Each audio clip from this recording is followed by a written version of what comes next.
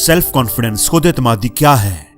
अगर इसको डिफाइन करना हो तो ये डिफाइन करने से ज्यादा, सुनने से ज्यादा देखने से समझ में आता है। अगर किसी को सेल्फ कॉन्फिडेंस समझाना हो तो उसे अगर हम बताना शुरू कर दें तो उसको इस तरीके से शायद समझ ना आए, लेकिन अगर हम उसको दिखा दें तो उसको कॉन्फिडेंस नजर आ जाएगा। किसी दूसरे पर एतमाद होने का आमतौर पर यह मतलब होता है कि हम उस पर ट्रस्ट करते हैं, उसकी एबिलिटीज पर, उसकी क्वालिटीज पर, उसके फैसलों पर।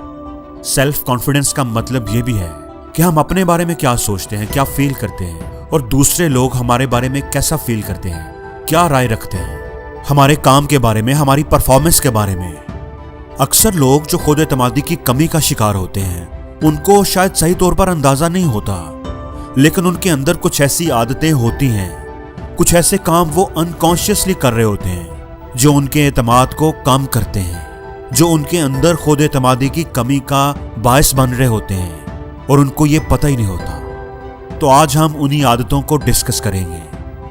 तो सबसे पहली आदत है अपना ख्याल ना रखने की आदत। अपनी सेहत का, अपने लिबास का, अपनी अपीयरेंस का ख्याल ना रखने की आदत। जब आप अपनी अपीयरेंस का ख्याल नहीं रखते, कपड़े साफ सुथरे नहीं पहनते, आपसे स्मेल आ रही होती है, शेव बड़ी होती है, आपने बाल नहीं कटवाए होते या आपका पेट निकला हुआ है, तो आप सोचें कि आपकी अपने बारे में क्या फीलिंग होगी, क्या राय होगी।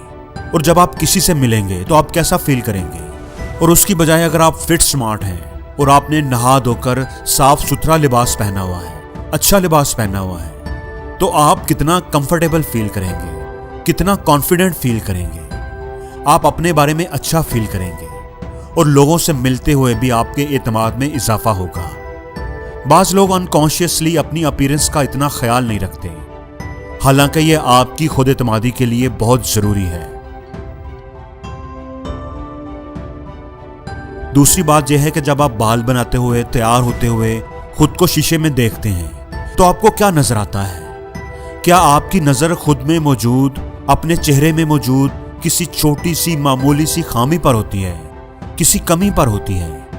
और क्या आप उसी के बारे सोचते रहते हैं? अगर ये तिल का निशान मेरे चेहरे पर ना होता, अगर मेरी नाक इस तरह की होती, अगर मेरे बाल थोड़े सिल्की होते, अगर मेरे अंदर ये कमी ना होती, तो अगर आप ऐसा करते हैं तो आप जान लें कि ये अमल आपकी खुद एतमादी के लिए जहर की तरह काम करता है। खुद पर तनकीद करने की आदत आपको दुखी करेगी, उदास करेगी, एहसास से कमतरी में मुब्तला करेगी। इसलिए अपनी छोटी छोटी कमियों पर फोकस करने की बजाय अपनी तवज्जो अपनी अच्छाइयों पर रखने की कोशिश करें। शुरू में आपको यह मुश्किल लगेगा, लेकिन जब आप इस चीज की प्रैक्टिस करते रहेंगे तो आपकी ये आदत अपने बारे में आपके सोचने का अंदाज बदल देगी और आप खुद को पुरएतमाद महसूस करने लगेंगे। दूसरों की तारीफ करना, कॉम्प्लीमेंट देना अच्छी बात है, लेकिन जब आप किसी की बहुत ज्यादा तारीफ करना शुरू कर देते हैं तो अनकॉन्शियसली आप उनको ये बता रहे होते हैं कि वो आपसे कितना बेहतर हैं। दूसरों की हौसला अफजाई करना अच्छी बात है, लेकिन अपनी सेल्फ एस्टीम का भी ख्याल रखना चाहिए। हर वक्त दूसरों की तारीफ करते रहने की बजाय उन सलाहियतों और उस टैलेंट पर भी ध्यान दें जो अल्लाह ताला ने आपको दिया हुआ है, और उसको भी अप्रिशिएट करना चाहिए आपको। हमेशा याद रखना कि हर किसी के अंदर अलग अलग खूबियां होती हैं, हर किसी को अल्लाह ने कुछ ना कुछ खास दिया होता है, इसलिए अपनी अच्छाइयों को भी कभी ना भूलें। एक आदत जो आपको बहुत ज्यादा नुकसान पहुंचाती है वो है अपने साथ मनफी बातें करना, मनफी सोच सोचते रहना।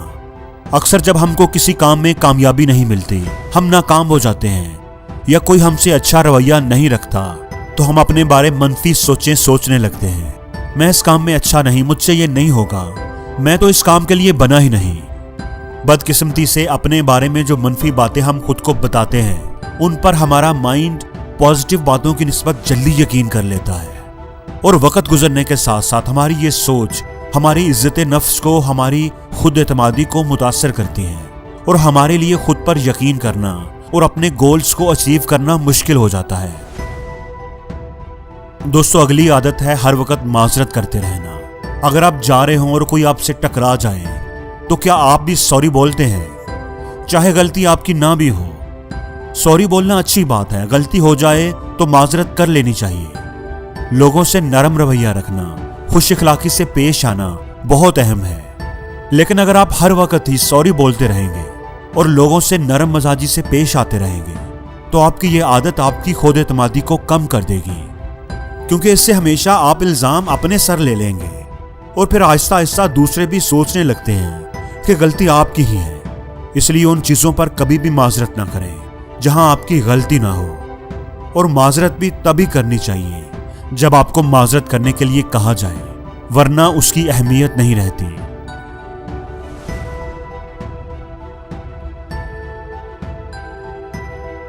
दोस्तों, ये आपकी जिंदगी है और अपनी जिंदगी के फैसले भी आपको खुद ही करने चाहिए। अपनी जिंदगी का इंचार्ज कभी भी किसी दूसरे को ना बनने दें। अगर आप अपने मामलात में हर वक्त दूसरों से ही राय लेते रहेंगे, अपनी जिंदगी के फैसलों में दूसरों की बात को अहमियत देते रहेंगे, तो कभी भी खुद एतमादी से जिंदगी नहीं गुजार पाएंगे। आप कभी भी खुद एतमाद नहीं हो सकते अगर आपको पता ही नहीं कि आपने जिंदगी में क्या करना है। और अगर आप खुद पर, अपनी राय पर यकीन ही नहीं रखते तो आप अपनी जिंदगी में कुछ नहीं कर पाएंगे।